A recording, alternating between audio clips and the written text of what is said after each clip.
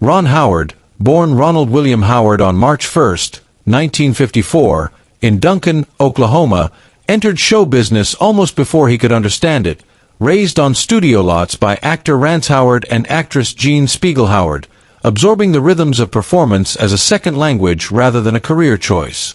By the age of 6, he became a permanent presence in American living rooms as Opie Taylor on The Andy Griffith Show, embodying innocence and curiosity while forming a deeply personal, almost paternal bond with Andy Griffith that shaped his sense of professionalism and stability in an unpredictable industry. As he grew older, Howard transitioned seamlessly into his teenage fame as Richie Cunningham on Happy Days, grounding the series with sincerity while resisting the excesses that consumed many child stars. Yet his most remarkable evolution came quietly, as he stepped behind the camera and reinvented himself as a director,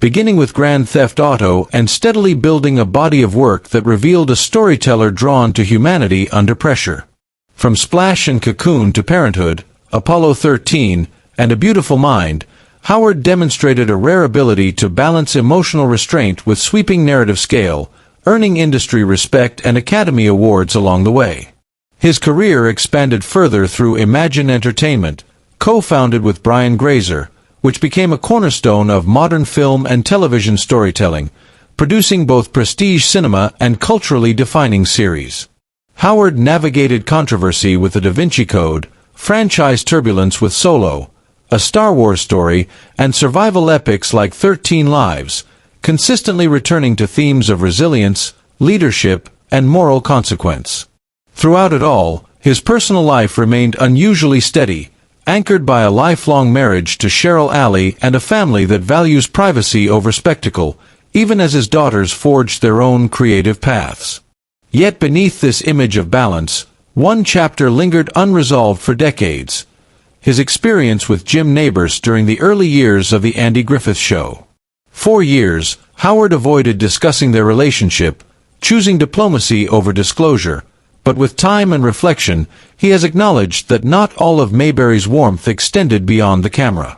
While Nabors was beloved by audiences for his gentle, comedic persona, Howard has suggested that the off-screen dynamic was often strained, marked by tension and behavior that felt unsettling to a young actor navigating formative years. Speaking now with restraint rather than accusation, Howard frames the experience not as bitterness, but as a lesson in contrast between public image and private reality, emphasizing how silence can linger long after applause fades. By finally addressing this chapter, Howard adds depth to the legacy of a cherished era of television, reminding us that even the most comforting stories are shaped by complicated human truths, and that growth sometimes begins with acknowledging what was left unsaid.